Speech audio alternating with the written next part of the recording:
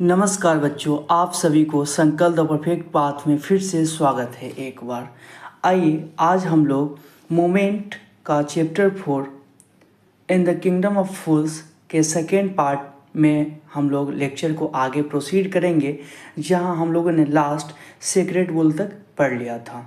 उसके आगे देखेंगे, लेकिन इससे पहले बच्चों मैं कुछ आप लोगों को बोलना चाहूँगा। आप लोगों का जो स्नेह मिला है, जो आप लोगों का प्यार मिला है, बहुत ही अतुलनीय है, बहुत ही दुर्लभ है। कृपया अपना प्यार ऐसे ही बनाए रखिए और ऐसे ही सपोर्ट करते रहिए, कमेंट करते रहिए, लाइक करते रहिए, सब्सक्राइब करते रहिए और शेयर करते रहिए। ये सारी चीज़ों से हमें भी बहुत ही मनोबल की वृद्धि होती है और हम बहुत ही ज़ोर शोर से लेक्चर को फिर से तैयार करते हैं। तो चलिए बच्चों, आज सेकेंड पार्ट हम लोग समझेंगे, यानी कि स्टोरी को आगे की ओर बढ़ाएंगे। तो देखते हैं। One bright day, a thief broke into a rich merchant's house. एक दिन दोपहर का समय होता है, जिसमें एक मर्चेंट का हाउस यानी एक व्यापारी के हाउस में एक चोर ब्रेक इनटू करते, यानी कि उनके घर में सेंध मारते हैं। He had made a hole in the wall and sneaked in, and as he was carrying out his loot. अब यहाँ पे क्या है, वो जो थीफ है, जो चोर है, जो सेंध मारे, यानी कि छोटा सा वो वॉल में होल किए, यानी कि वो दीवार में एक छोटा सा गड्ढा टाइप का किए थे और उसमें स्नेक्ड इन कर गए थे, यानी कि वो घर में चुपचाप अंदर प्रवेश कर गए थे। स्नेक्ड इन मीन्स होता है चुपचाप घुस जाना या प्रवेश कर जाना, और वहाँ से चोरी करके जो भी लूट का जो सामान था वो अपना कैरिंग कर रहे थे, यानी ले जा रहे थे। उसी समय The wall of the old house collapsed on his head and killed him on the spot. यानी कि जब वो चोर सेंध मार करके जब वो चुपचाप अंदर चले आए थे और अपने लूट का सामान जब ले जा रहे थे अपने साथ, तो उसी समय दीवार जो है कोलैप्स कर गया वो चोर के हेड पे, यानी कि चोर के सर पे, और इसीलिए चोर जो है ऑन द स्पॉट, यानी कि उसी समय जिस समय दीवार कोलैप्स किया था, यानी कि ढह गया था, उसी समय बेचारे वो चोर मर गए या डेथ हो गए। अब जब चोर डेथ हो गए तो उसके बाद देखिए क्या होता है। His brother ran to the king and complaint, your highness, when my brother was pursuing his ancient trade. यानी जब वो चोर मर गए तो उनके भाई दौड़ते दौड़ते राजा के पास पहुंच गए। वही राजा जो फूलों का राजा थे, जो मूर्खों का राजा थे, उनके पास पहुंच गए और उनसे कंप्लेन किए, योर हाइनेस, महाराज, जब मेरा ब्रदर अपने एंशियंट ट्रेड को कर रहे थे, उस समय क्या हुआ, a wall fell on him and killed him. उस समय एक वॉल जो है उनके सर पे गिर गया, यानी कि उन पे गिर गया और उनको मार दिए। अब इसीलिए this merchant is to blame, और इसीलिए वो कहते हैं कि जो मर्चेंट का जो घर था, जहाँ पे वो चोरी करने गए थे, जिनका दीवार गिर गया था, उन्हीं पे ये दोष लगा रहे हैं, आरोप लगा रहे हैं कि कहीं ना कहीं जो उसका मर्डर का जो हाथ है वो किसका, मर्चेंट का ही। अब ऐसा क्यों बोलते हैं, आगे स्टोरी जब पढ़ेंगे तो ये चीज़ क्लियर हो जाएगी। आगे देखते हैं। He should have built a good strong wall, यानी कि वो कहते हैं कि उन्हें एक अच्छा और सुरक्षित या मजबूत घर बनवाना चाहिए था। यू शुड, यानी कि वो ऐसा इसीलिए बोल रहे थे। कौन बोल रहे थे, जो चोर का जो भाई थे, जो मर गए थे, उनके ब्रदर जो महाराज के पास ब्लेम कर रहे थे, उनको इसीलिए मर्चेंट को ब्लेम करे क्योंकि वो बता रहे हैं कि कहीं ना कहीं उनको जो है एक अच्छा सा और मजबूत घर बनाना चाहिए था, लेकिन उन्होंने अच्छा सा मजबूत घर नहीं बनाया है, इसीलिए उनके भाई के सर पे वो दीवार गिर गया और उनके भाई डेथ कर गया। आगे देखते हैं। You must punish the wrong doer and compensate the family for this injustice, यानी इस इंसाफ के लिए महाराज को बोलते हैं वो चोर का भाई कि आपको उस दोषी को, यानी कि रॉन्ग डूअर मीन्स दोषी होता है, उस दोषी को आपको अवश्य ही पनिश करना चाहिए और जुर्माना भी लगाना चाहिए, यानी कि जो थीफ है उनके फैमिली को कहीं ना कहीं अन्याय जो हुआ है उनके साथ इंसाफ मिले, वो कहीं ना कहीं वो दंडित उनको किया जाना चाहिए, जो मर्चेंट है, ताकि उनको इंसाफ मिलेगा। किनको इंसाफ मिलेगा? वो चोर के भाई को इंसाफ मिलेगा। और थोड़ा बहुत जुर्माना भी देना पड़ेगा। ऐसे भी आप लोग देखोगे कि किसी के वजह से अगर किसी का एक्सीडेंट हो जाता है, किसी का क्षतिपूर्ति होता है, तो सामने वाले को कहीं ना कहीं जुर्माना के तौर पे भरना होता है। तो कंपनसेट मीन्स जुर्माना देना होता है। तो उनके ब्रदर कहते हैं कि कहीं ना कहीं मेरे फैमिली को इनको जुर्माना देना चाहिए।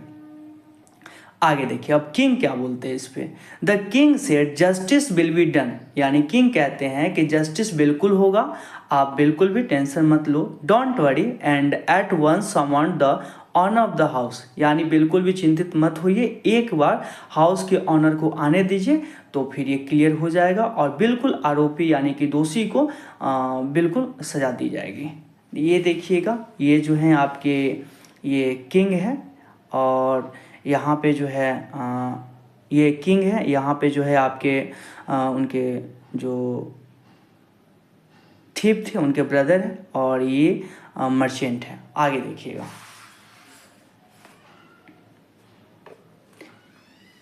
नेक्स्ट बच्चों, नेक्स्ट पैराग्राफ में हम लोग देखेंगे।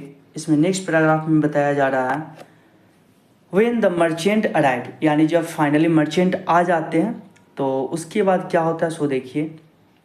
किंग उनसे क्वेश्चन करते हैं। The king question him what's your name. जब मर्चेंट आते हैं तो किंग उनसे पूछते हैं कि तुम्हारा नाम क्या है। तो मर्चेंट बोलते हैं such and such your highness. Your highness का मतलब महाराज होता है, महाराज सच एंड सच, यानी कि वो नाम बताए होंगे बट नाम यहाँ पे बताया नहीं गया है। इसका मतलब कभी कभी जो हम लोग बोलते हैं ना फलना एंड फलना, जब किसी का नाम एग्जैक्टली नहीं ले पाते तो फलना एंड फलना बोलते हैं, या अमुक अमुक इस तरीके से करके। तो अपना नाम वो बताते बट यहाँ पे नेम मेंशन नहीं है, वो नेम की जगह पे सच एंड सच दिया हुआ है, यानी कुछ कुछ। तो यहाँ पे अपना नाम बताते हुए मर्चेंट आगे बढ़ते हैं।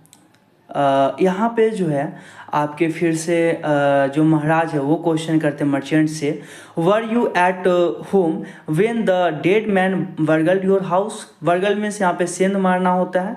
तो महाराज पूछते हैं कि क्या तुम उस समय अपने घर पे थे जिस समय ये मृत व्यक्ति या मृत आदमी तुम्हारे घर में सेंध लगाए थे या सेंध मारे थे। तो यहाँ पे मर्चेंट बोलते हैं yes my lord he broke in and the wall was week.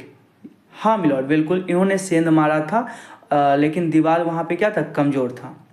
It fell on him, और दीवार कमज़ोर होने की वजह से क्या हुआ, उन पे वो दीवार गिर गया।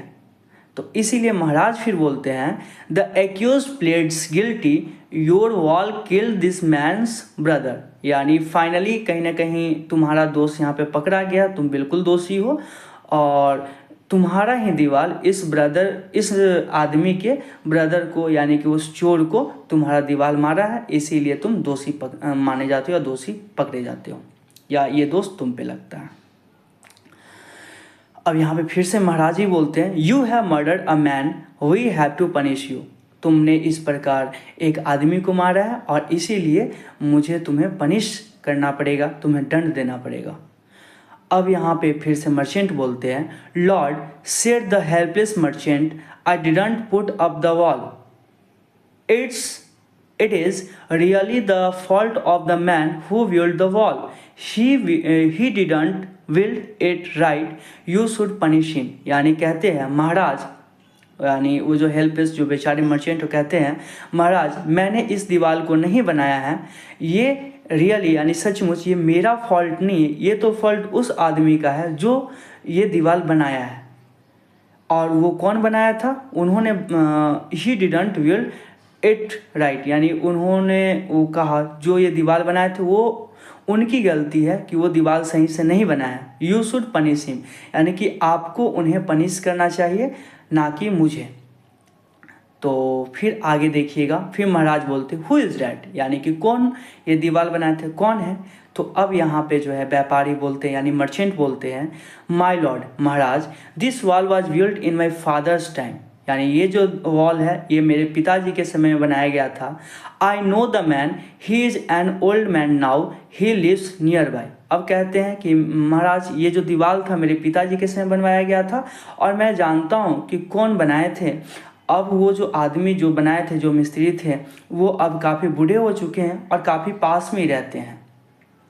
तो यहाँ पे फिर महाराज क्या करते हैं, ये सारी चीज़ों को सुन करके महाराज जो है आगे देखिए क्या करते हैं। The king sent out messengers to bring in the bricklayer who had build the wall. यानी महाराज जो है, किंग जो है, राजा, वो जब ये सारी बातों को सुन लिए हैं तो अपने मैसेंजर्स यानी कि अपने दूतों को भेजते हैं ब्रिकलेयर को लाने के लिए, जो ये दीवार बनाए थे। ब्रिकलेयर मीन्स राजमिस्त्री होते हैं, यानी कि जो राजमिस्त्री इनके दीवार को बनाए थे उनको पकड़ के लाने के लिए अपने मैसेंजर्स को या दूत को महाराज भेज दिए। आगे देखिएगा, they brought him tied hand and foot. और जो उनके दूत है, जो उनके मैसेंजर्स थे, वो उनके पैर को और हाथ और पैर को अच्छे से बांध करके ले आते हैं, महाराज के सामने पेश करते हैं। अब यहाँ पे देखिएगा महाराज क्या बोलते हैं, you there did you build this man's wall in his father's time. क्या तुमने ही इनके पिताजी के समय में, यानी जो मर्चेंट थे उनके बारे में बोल रहे हैं, कि क्या तुमने ही इस मर्चेंट के या इस आदमी के पिताजी के समय में दीवार को बनाया था, यानी जो उनके घर को बनाया था। आगे देखिएगा, अब जो है यहाँ पे ब्रिकलेयर यानी कि राजमिस्त्री क्या बोलते हैं उसको हम लोग अब देखेंगे आगे।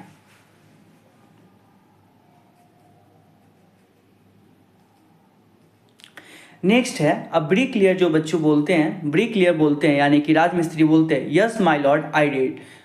हाँ मिलॉर्ड, यानी हाँ महाराज, मैंने ही ये दीवार को बनाया था। What kind of a wall is this that you build. यानी कि किस टाइप का दीवार तुमने बनाए हो।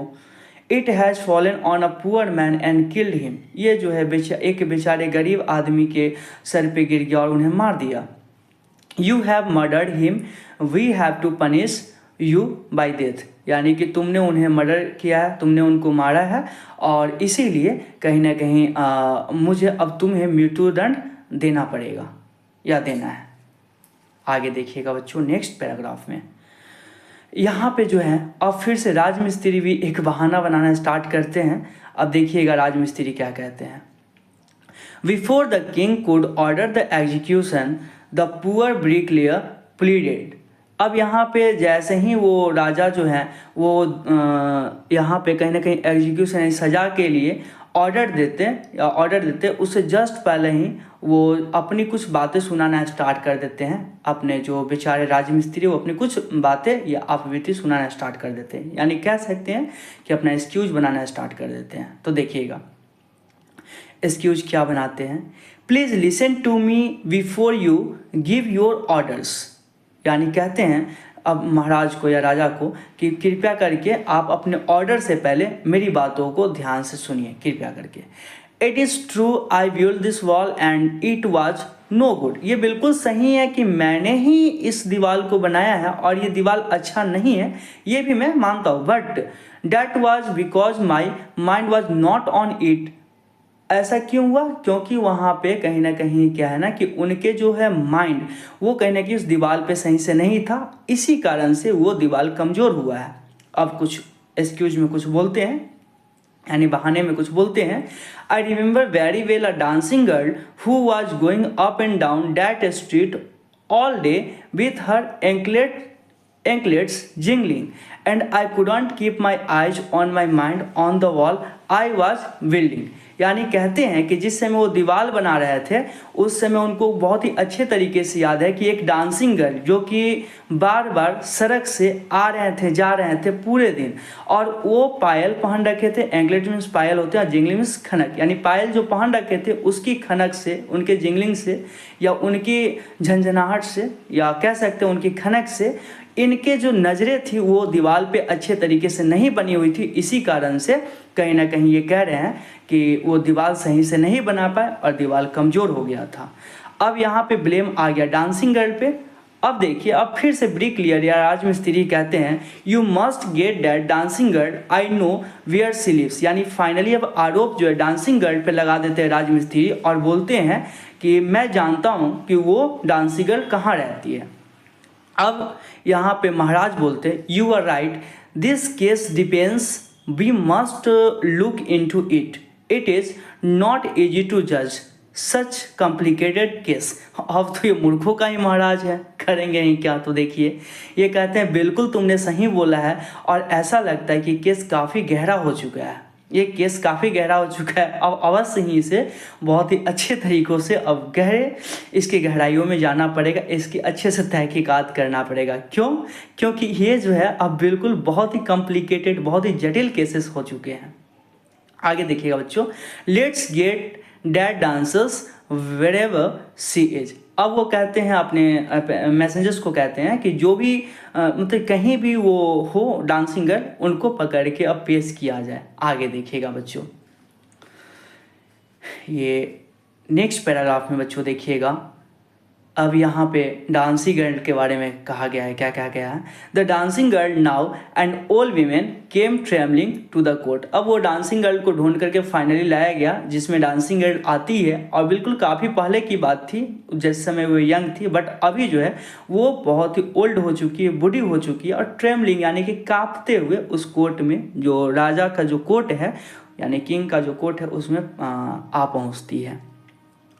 अब यहाँ पे किंग पूछते हैं, did you walk up and down that street many years ago while this poor man was building a wall, did you see him.